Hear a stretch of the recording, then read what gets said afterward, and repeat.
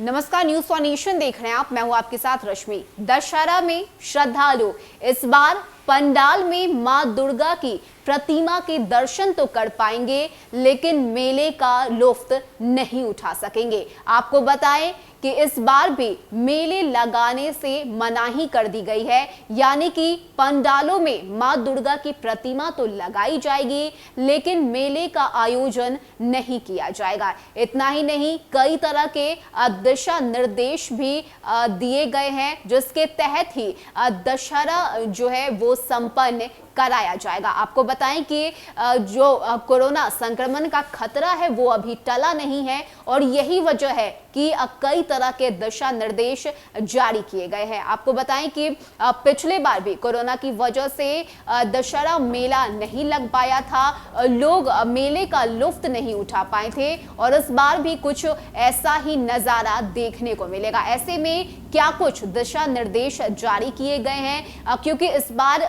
की अगर हम बात करें तो पंडाल को लेकर भले ही असहमति जता दी गई है कि पंडाल में मां दुर्गा को स्थापित किया जाएगा, श्रद्धालु वहां जाकर मां दुर्गा की दर्शन तो कर पाएंगे, लेकिन भीड़ भाड़ नहीं लगाया जाएगा। यानी कि रूल और रेगुलेशन के साथ जो है पंडाल में व्यवस्था करवाई जाएगी। सैनिटाइजर की व्यवस्था रहेगी, मास्क लगाना जो है वो अनिवार्य रहेगा, और इन्हीं बातों का ख्याल रखते हुए लोग पंडाल में मां दुर्गा के दर्शन के लिए जा पाएंगे। लेकिन इस सब के बीच और क्या कुछ जानकारी है हमारे पास, किस तरह के दिशा निर्देश जारी किए गए हैं, इस खबर से जुड़ी सारी जानकारी देते हैं। बता दें कि डीएम ने लोगों से शांतिपूर्ण तरीके से दशहरा मनाने की अपील की है। सोमवार को डीएम डॉक्टर चंद्रशेखर सिंह की अध्यक्षता में वरीय अधिकारियों के साथ बैठक हुई, जिसमें दशहरा पूजा से संबंधित सभी बिंदुओं पर विचार किया गया है। ज्यादातर अधिकारियों को सुझाव दिया गया था कि कोरोना वायरस का खतरा अभी टला नहीं है, मेले में भीड़ हो जाती है, ऐसी स्थिति में संक्रमण बढ़ सकता है। बता दें कि दशहरा पर रावण वध एक महत्वपूर्ण कार्यक्रम होता है। अधिकारियों का सुझाव था कि इस बार रावण वध कार्यक्रम की अनुमति नहीं दी जाए, क्योंकि इसमें भी अधिक भीड़ होती है।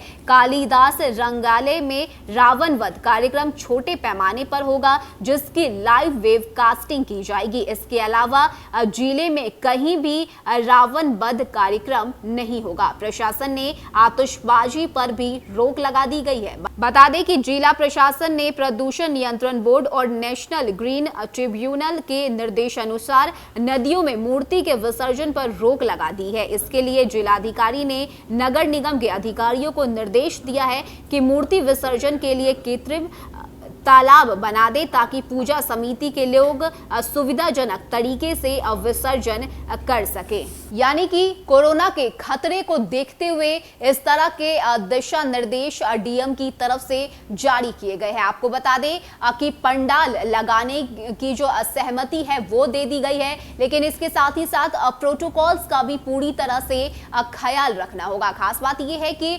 श्रद्धालु जो है वो पंडाल में जाकर मां दुर्गा के दर्शन कर पाएंगे, लेकिन मेले का जो आयोजन है वो इस बार नहीं देखने को मिलेगा। यानी कि एक बार फिर से दशहरा जो है वो कहीं ना कहीं फीका लगेगा, क्योंकि लोग दशहरा के मेले में घूमने के लिए जाते हैं।